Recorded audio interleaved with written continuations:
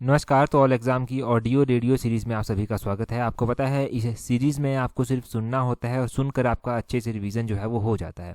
आपको स्क्रीन की तरफ देखने की ज़रूरत नहीं पड़ती और इससे आंखों पर भी जो है वो स्ट्रेस नहीं पड़ता। तो सुनने से जो है आपका अच्छा रिवीजन यहाँ पर हो जाएगा। तो आज हम इम्पॉर्टेंट जीके के फैक्ट लेकर आए हैं। सबसे पहले हम इम्पॉर्टेंट स्लोगन करेंगे कि कौन सा स्लोगन जो था वो किसके द्वारा दिया गया था।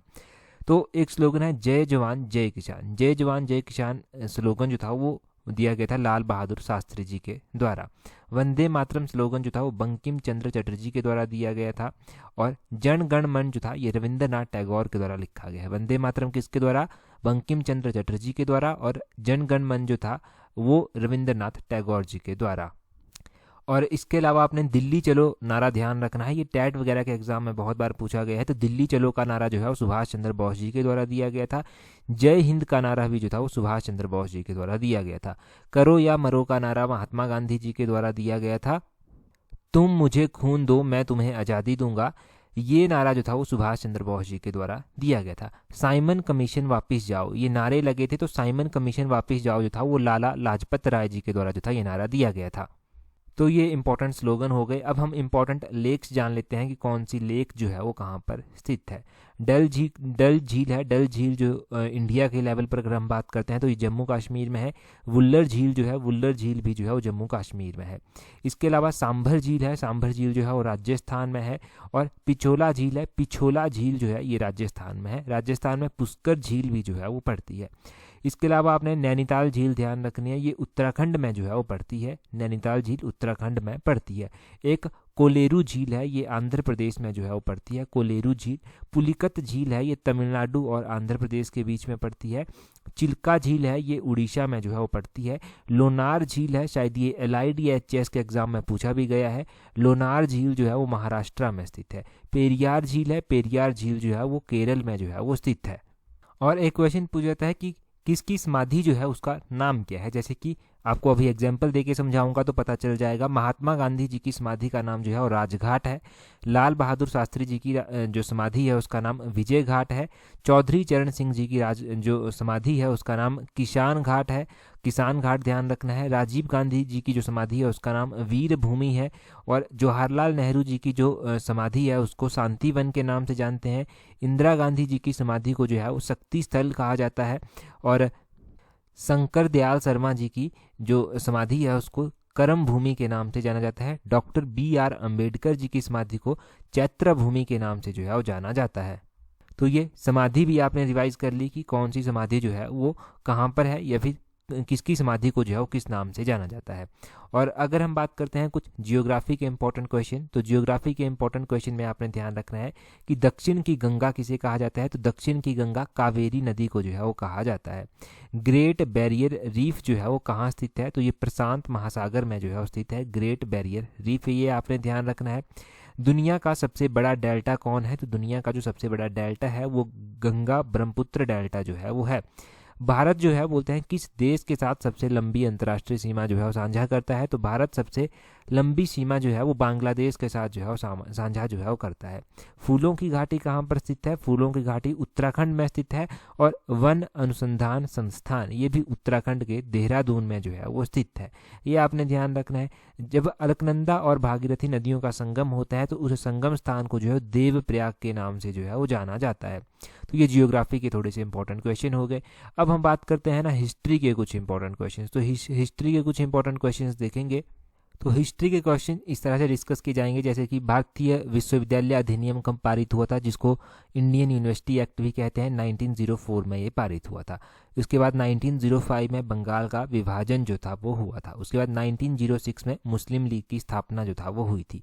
1907 में क्या हुआ था। 1907 में जो था वो कांग्रेस के बीच में जो था फूट डली थी और उस टाइम कांग्रेस का सूरत अधिवेशन, सूरत सेशन जो था वो चला हुआ था। उसके बाद 1909 आता है। 1909 में मॉर्ले मिंटो रिफॉर्म जो था वो आए थे। 1911 की बात करें तो ब्रिटिश सम्राट का दिल्ली दरबार जो था वो 1911 में जो था वो लगा था। उसके बाद 1916 में जो था वो होम रूल लीग की स्थापना जो था वो की गई थी। अब होम रूल लीग की स्थापना किसने की थी ये आपने कमेंट करके बताना है। उसके बाद आता है 1917। तो 1917 में महात्मा गांधी जी के द्वारा चंपारण जो सत्याग्रह था या आंदोलन था वो स्टार्ट किया गया था। 1919 में रॉलेट एक्ट अधिनियम आया था और 1919 में जलियांवाला बाग हत्याकांड हुआ था। 1919 में जो था वो मॉन्टेग्यू चेम्सफोर्ड सुधार जो था वो आया था, मॉन्टेग्यू चेम्सफोर्ड रिफॉर्म जिसको कहते हैं। 1920 में खिलाफत आंदोलन जो था वो हुआ था। 1920 में ही असहयोग आंदोलन भी स्टार्ट हुआ था, 1922 तक चला था। 1922 में फिर चौरी चौरा कांड हुआ था और उसके बाद 1927 की बात करते हैं तो साइमन कमीशन की नियुक्ति की गई थी और 1928 में साइमन कमीशन भारत आकर पहुंचा था। फिर उसी दौरान जो था वो ये नारा दिया गया था, साइमन कमीशन वापस जाओ का नारा। और इसी दौरान लाला लाजपत राय जी के ऊपर लाठीचार्ज हुआ था और लाठीचार्ज के कारण वो बीमार रहने लगे, बाद में चलकर उनका देहांत भी हो गया था। 1929 आता है उसके बाद 1929 में ऐसा होता है कि भगत सिंह द्वारा जो है वो सेंट्रल असेंबली जो होती है उसके ऊपर बम विस्फोट जो है वो किया जाता है। इस बम विस्फोट का रीजन जो एम था वो किसी को मारना नहीं था, बस डराना ही जो था वो इसका एम था कि किसी को अंग्रेजों को डराया जाए।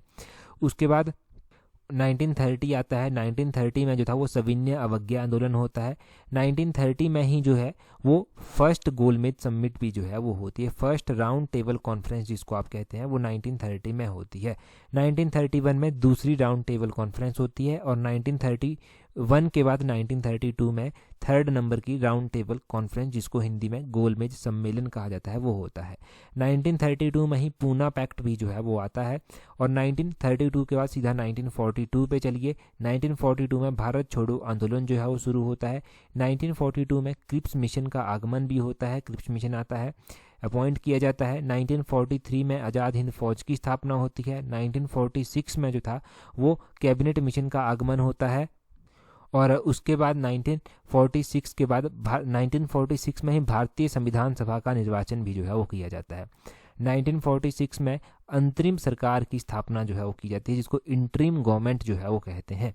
1947 में ही जो था वो भारत के विभाजन की माउंट बेटन योजना जो था वो बनाई गई थी। क्वेश्चन पूछा जाता है कि माउंट बेटन प्लान कब बनाया गया था? 1947 में बनाया गया था। और उसके बाद आपने ध्यान रखना है 1947 में भारत को स्वतंत्रता भी जो है वो मिल जाती है। तो हिस्ट्री का 1904 से लेकर 1947 तक का सिनेरियो आपने जान लिया।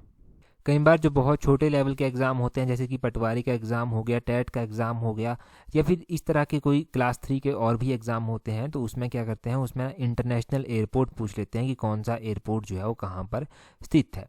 तो आपने ध्यान रखना है कि गुरु रामदास जी इंटरनेशनल एयरपोर्ट जो है वो अमृतसर में जो है वो स्थित है। राजीव गांधी इंटरनेशनल एयरपोर्ट हैदराबाद तेलंगाना में जो है वो स्थित है। इसी तरह आपने ध्यान रखना है कि लोकप्रिय गोपीनाथ बोरदोली इंटरनेशनल एयरपोर्ट है जो गुवाहाटी आसाम में जो है वो स्थित है। सरदार वल्लभ भाई पटेल इंटरनेशनल एयरपोर्ट है, ये जो है वो अहमदाबाद गुजरात में जो है वो स्थित है। इंदिरा गांधी इंटरनेशनल एयरपोर्ट है, ये न्यू दिल्ली में जो है वो स्थित है।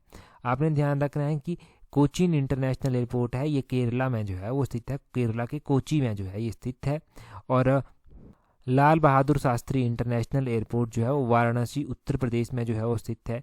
नेताजी सुभाष चंद्र बोस इंटरनेशनल एयरपोर्ट जो है वो कोलकाता वेस्ट बंगाल में जो है वो स्थित है।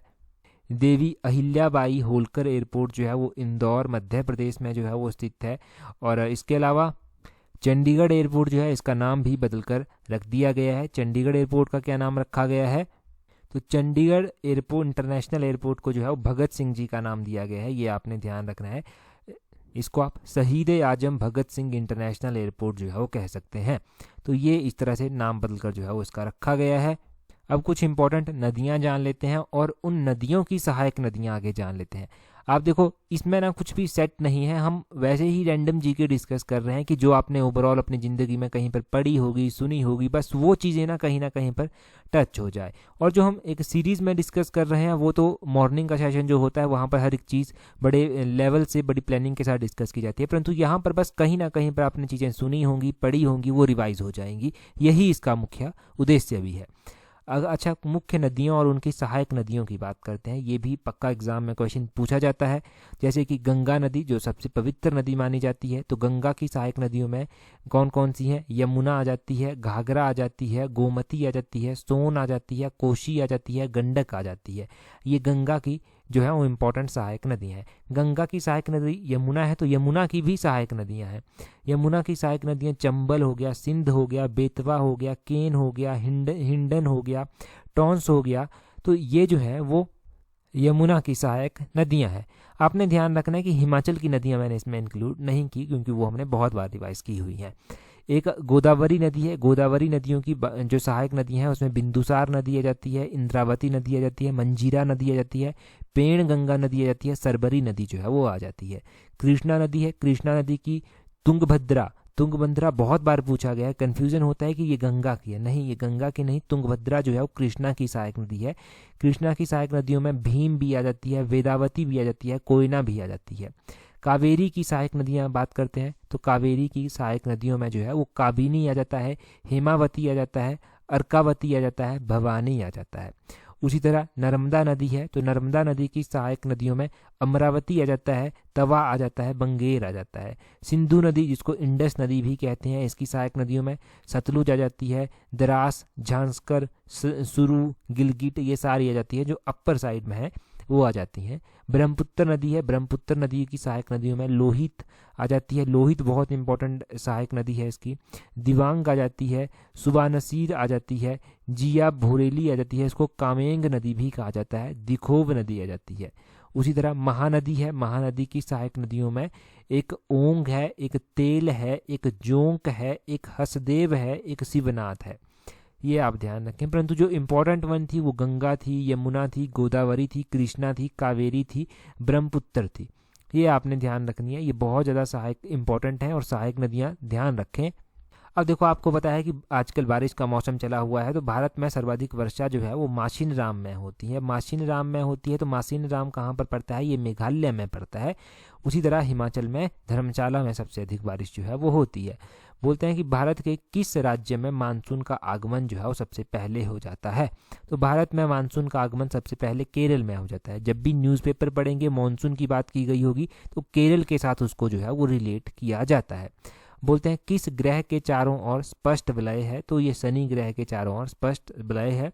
आपने ध्यान रखना है कि बांदीपुर अभ्यारण्य जो है वो कहाँ पर स्थित है? ये कर्नाटक में जो है वो स्थित है। विश्व की सबसे गहरी झील कौन सी है? तो बेकाल झील जो है वो सबसे गहरी झील जो है वो मानी जाती है। अब कुछ इंपॉर्टेंट क्वेश्चंस हैं जो एक एग्जाम में पूछे गए थे, सेंट्रल गवर्नमेंट का एक एग्जाम था, तो उन क्वेश्चंस को बताता हूँ। Indira Gandhi memorial tulip garden है जो कहाँ पर स्थित है, ये पूछा गया था। तो ये जम्मू कश्मीर के श्रीनगर में स्थित है। इसी एग्जाम में क्वेश्चन पूछा गया था कि विश्व पर्यावरण दिवस वर्ल्ड एनवायरनमेंट डे कब मनाया जाता है? ये 5 जून को जो है वो मनाया जाता है। इसी एग्जाम में पूछा गया था कि पीएसएलवी का पूरा नाम जो था वो पूछा गया था।